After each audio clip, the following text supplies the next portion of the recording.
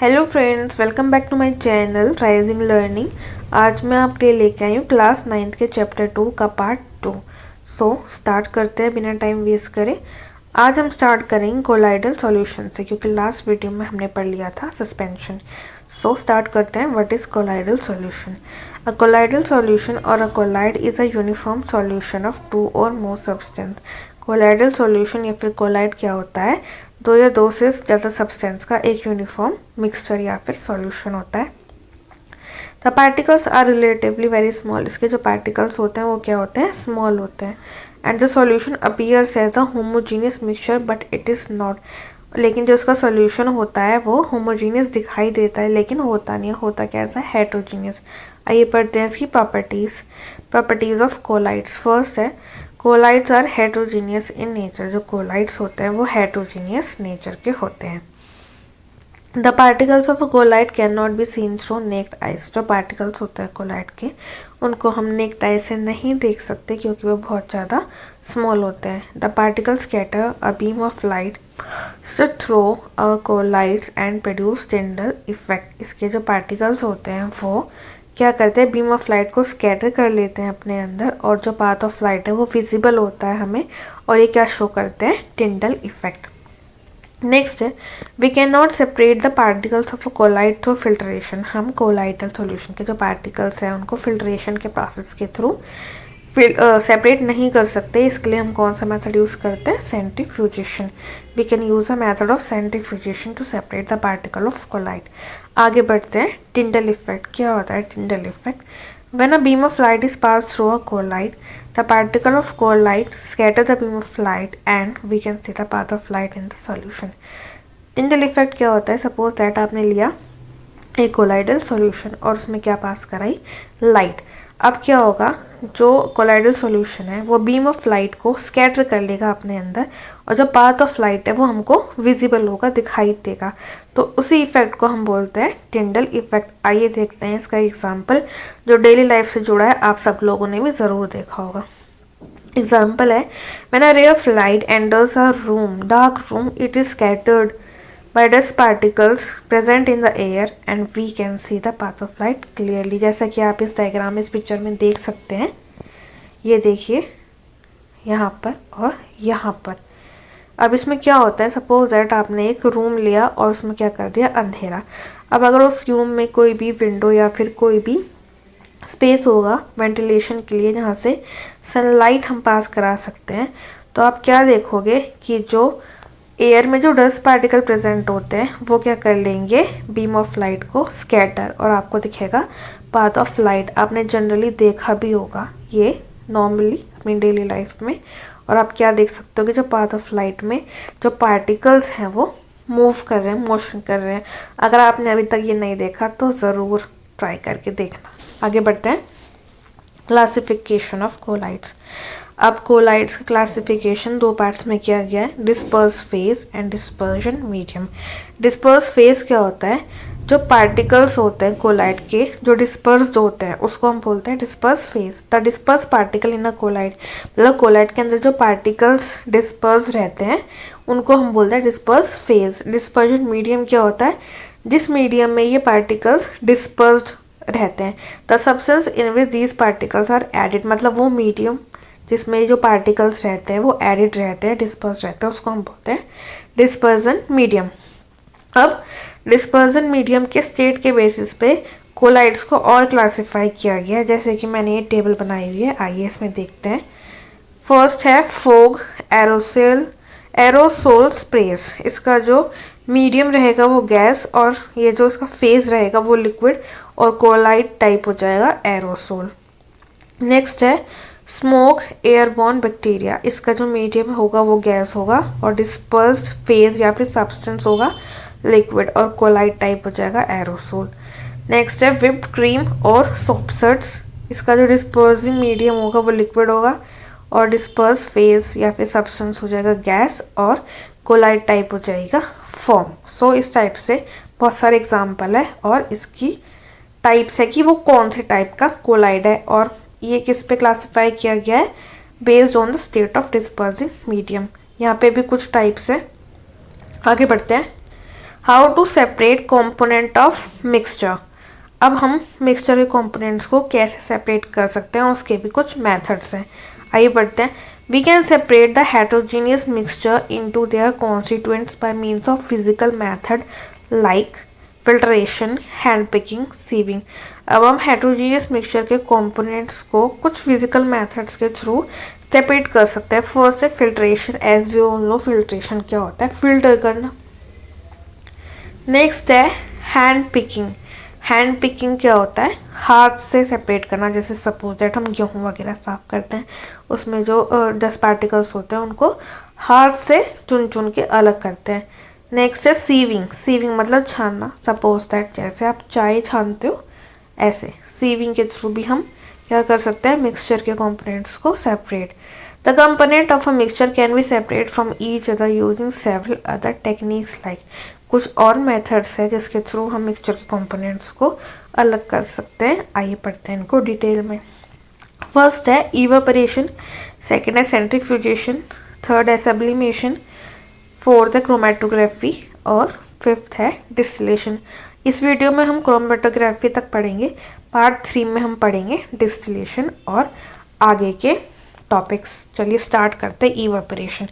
Evaporation हम लोग पहले भी पढ़ चुके हैं, सबको पता है इवेपोरेशन क्या होता है। अब देखते हैं कैसे हम इवेपोरेशन के प्रोसेस को यूज़ कर सकते हैं सेपरेट करने के लिए कंपोनेंट्स को। For separating a mixture of a non volatile and volatile substances.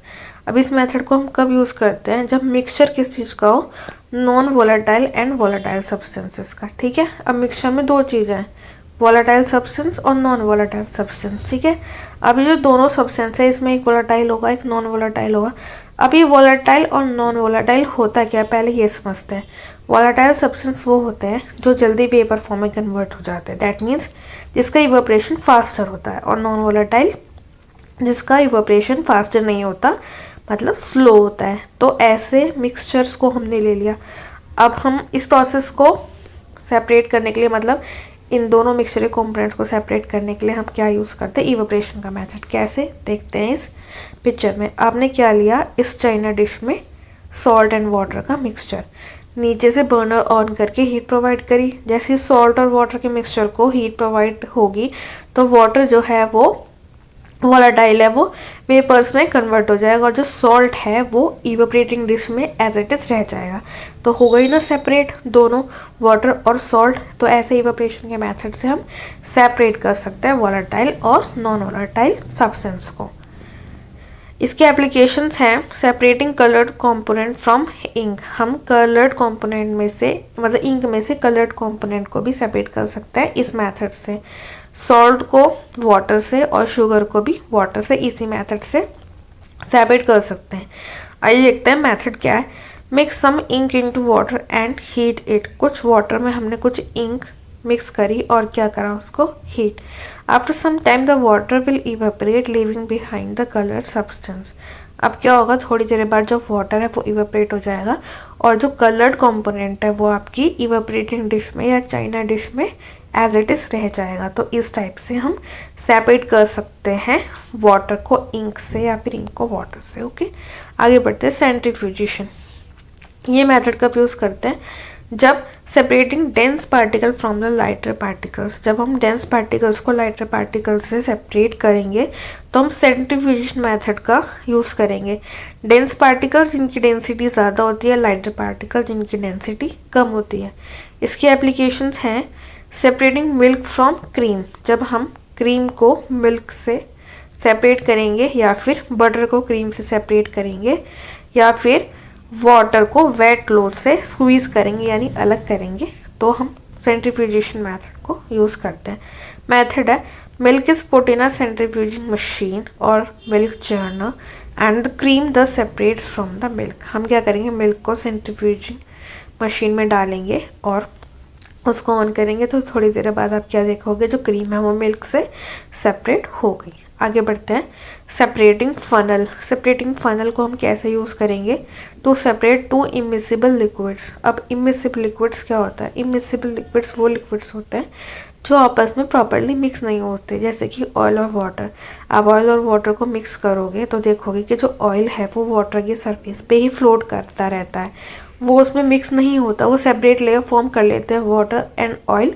थोड़ी देर बाद जब आप उसको अनडिस्टर्ब छोड़ देते हो तो ऐसे लिक्विड्स को हम सेपरेट कर सकते हैं, किससे? सेपरेटिंग फनल से। अब देखिए, ये रहा आपका सेपरेटिंग फनल। ऊपर रखा आपने लो डेंसिटी लिक्विड और नीचे रखा हाई डेंसिटी लिक्विड। अब क्या करेंगे, जो लो डेंसिटी लिक्विड है वो ऊपर रहेगा और जो हाई डेंसिटी लिक्विड है वो नीचे रहेगा। अब इनकी जो डेंसिटीज़ होंगी वो डिफरेंट डिफरेंट होंगी। तो अब फिर क्या करोगे आप कि जो हाई डेंसिटी लिक्विड है पहले उसको बाहर निकाल लोगे फनल से। ये जो नीचे आपने यहाँ पे रखा हुआ है कुछ भी बीकर या फिर कुछ भी, उसमें क्या हो जाएगा, हाई डेंसिटी लिक्विड बाहर निकल जाएगा। और जैसे ही हाई डेंसिटी लिक्विड बाहर निकल जाएगा आप क्या कर दोगे, स्टॉप कॉर्क लगा दोगे और जो लो डेंसिटी लिक्विड है वो ऊपर फनल में ही रह जाएगा। तो आप ऐसे क्या कर सकते हो, सेपरेट कर सकते हो दो इमिसिबल लिक्विड्स को। इसकी एप्लीकेशंस है ऑयल फ्रॉम वाटर, वाटर को ऑयल से अलग कर सकते हैं। Iron and iron ore, iron को आयरन ओर से भी अलग कर सकते हैं इसी मेथड से। अब मेथड पढ़ते हैं जो मैंने पीछे एक्सप्लेन किया था पिक्चर के साथ, एक बार इसको रीड करेंगे। Two immiscible liquid are allowed to settle in the funnel, दो इमिसिबल लिक्विड को फनल में डालेंगे। They soon form separate layer due to varying density. I mean जो डेंसिटीज होगी वो अलग अलग होगी तो जल्दी ही सेपरेट लेयर फॉर्म कर लेंगे। The first liquid is allowed to flow out of the funnel as soon as it's completely poured out. The stop cork is close thereby separating the two liquids from each other. अब जो first liquid होगा high density वाला वो नीचे की तरफ रहेगा और उसको हम बाहर निकाल देंगे। और जैसे ही हाई डेंसिटी लिक्विड बाहर निकल जाएगा तुरंत स्टॉप कॉर्क लगा देंगे और जो लो डेंसिटी वाला लिक्विड है वो फनल में ही रह जाएगा। तो ऐसे हम सेपरेट कर सकते हैं सेपरेटिंग फनल के थ्रू दो इमिसिबल लिक्विड्स को। आगे बढ़ते हैं सब्लिमेशन। सब्लिमेशन में क्या होता है, हम sublimate component and non sublimate component को मिक्सचर में से अलग कर सकते हैं। To separate a sublimate component from a non sublimate component. जैसे कि देखिए इस पिक्चर में आपने क्या लिया, इस चाइना डिश में अमोनियम क्लोराइड का सॉल्ट, ये रहा। ओके, अब क्या करा, इसको हीट प्रोवाइड करी।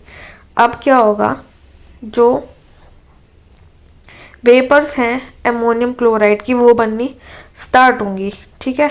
और जो नॉन सब्लिमेट जो कंपोनेंट है वो चाइना डिश में ही रह जाएगा।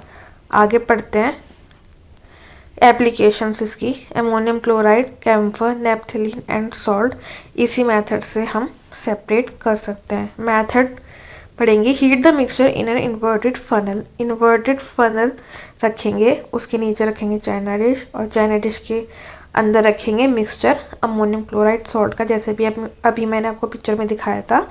सो that the sublimate component sublimes in the air. अब उसमें क्या होगा, जो सब्लिमेंट कंपोनेंट होगा सॉल्ट में वो क्या हो जाएगा, सब्लाइम्स हो जाएगा।